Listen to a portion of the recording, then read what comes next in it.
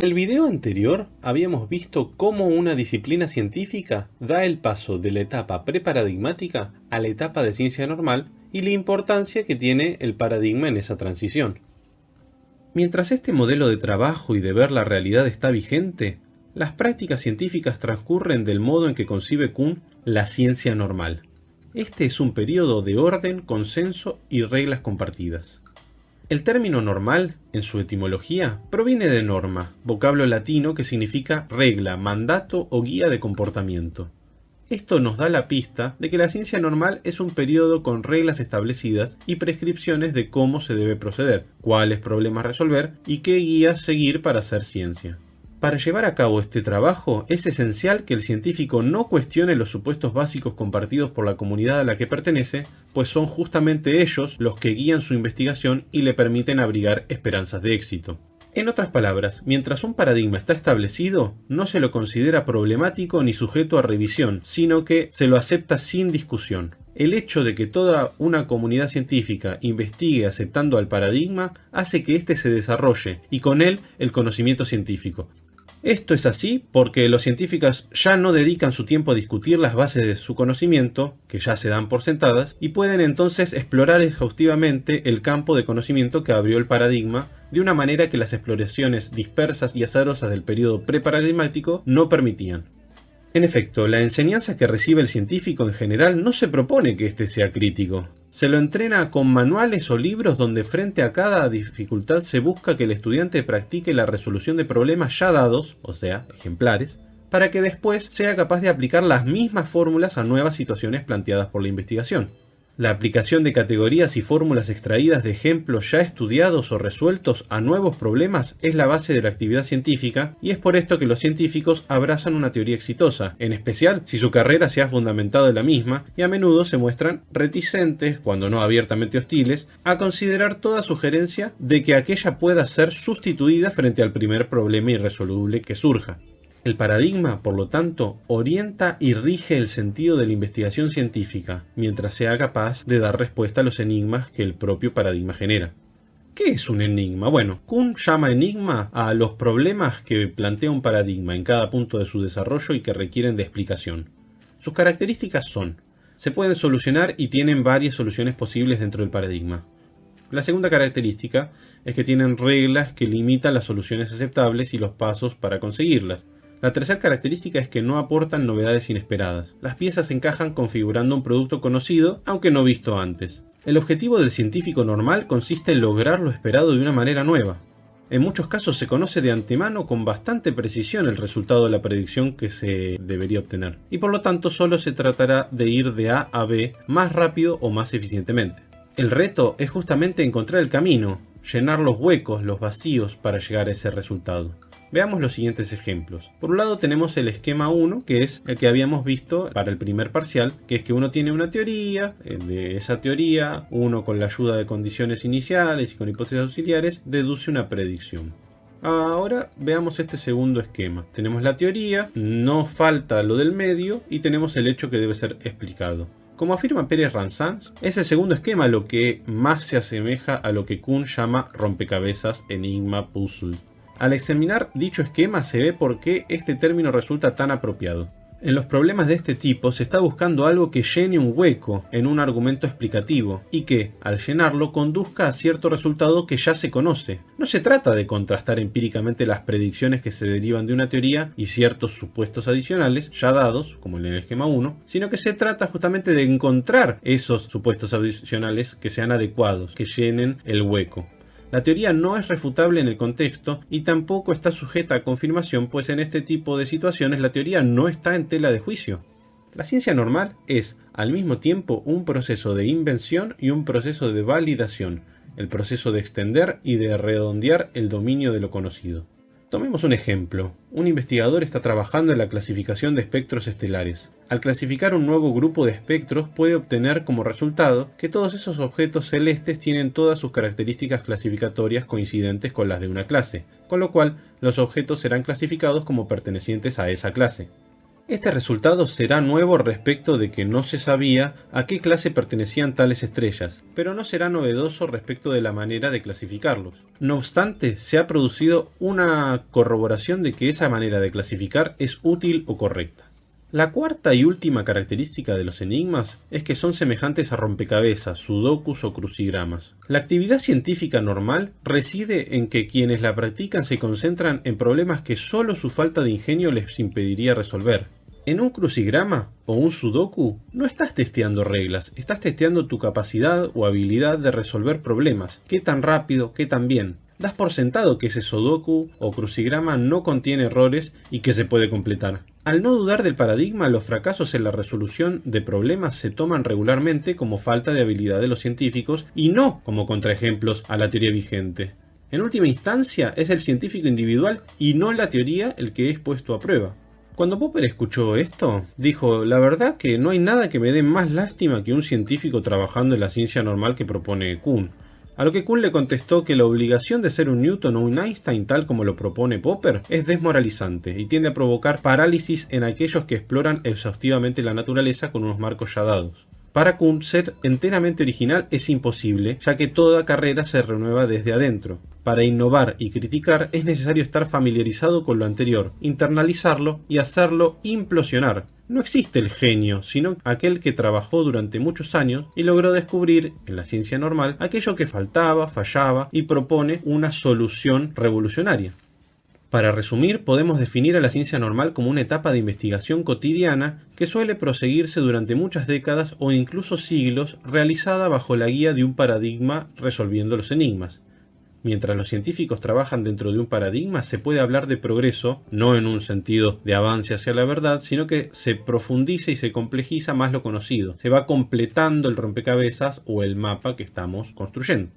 A través de esta actividad, la aplicación del aparato teórico-conceptual del paradigma a la experiencia se va haciendo cada vez más precisa, amplia y mejor articulada, y a la vez, y como consecuencia de ella, se va ajustando y puliendo dicho aparato. Se afila o pule tanto este aparato teórico-conceptual que tarde o temprano se presentan determinados hechos que no pueden ser explicados dentro del paradigma, es decir, surgen problemas a los cuales no se les encuentra una solución satisfactoria siguiendo las normas y reglas del paradigma vigente. Esto es lo que se denomina como anomalía.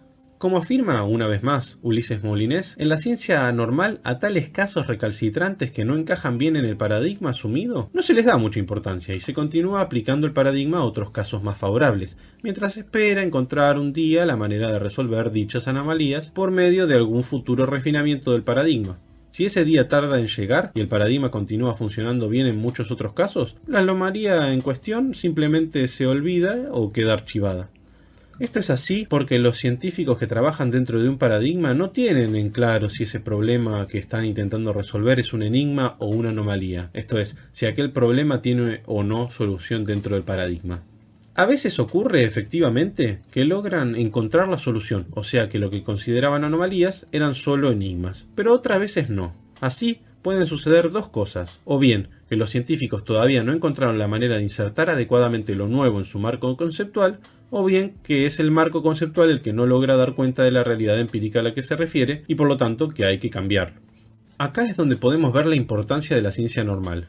La anomalía solo aparece contra el trasfondo suministrado por el paradigma. Cuanto más preciso y mayor alcance tenga dicho paradigma, será un indicador tanto más sensible de la anomalía.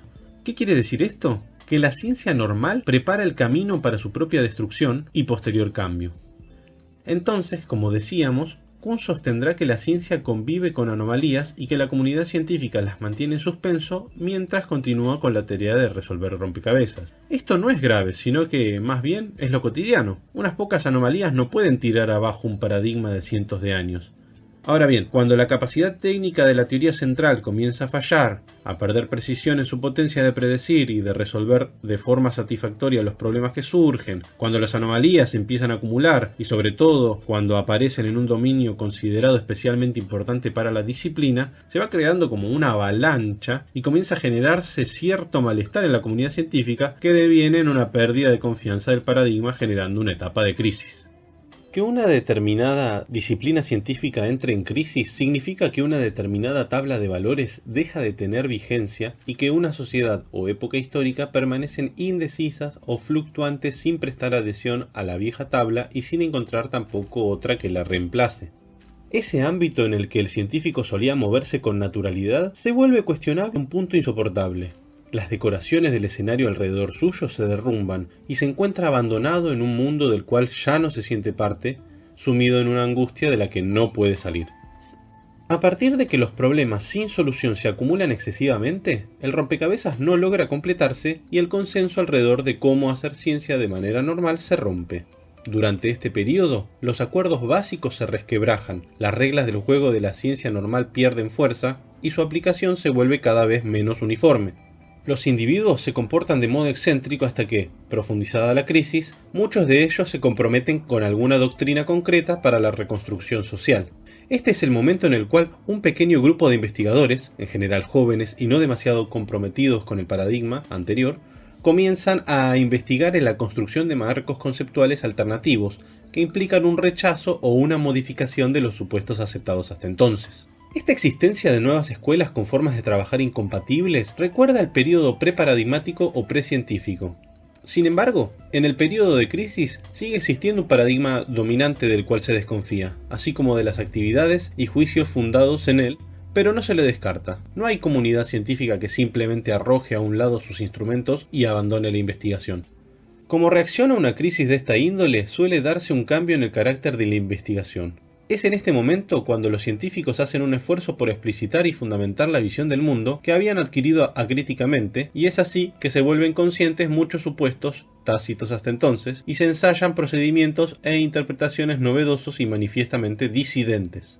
Estas prácticas incompatibles con el paradigma gobernante son llamadas por Kuhn ciencia extraordinaria, es decir, fuera de lo común, fuera del consenso. En estos casos las tensiones se profundizan y se van constituyendo dos campos. Uno, comprometido con el esquema institucional anterior, que intenta encontrar una solución a sus anomalías, y otro, que pretende derribar el paradigma e instalar uno nuevo. ¿Cuáles son los criterios de selección para un nuevo paradigma? Bueno, de acuerdo con Kuhn, el cambio de un paradigma por otro a través de una revolución no ocurre debido a que el nuevo paradigma responda mejor las preguntas que el viejo. Aunque uno puede tender a imaginar que siempre ganará el que dispone de las mejores pruebas, las cosas casi nunca son tan sencillas. En efecto, es raro que las pruebas y los datos nuevos sean tan inequívocos que susciten conformidad inmediata.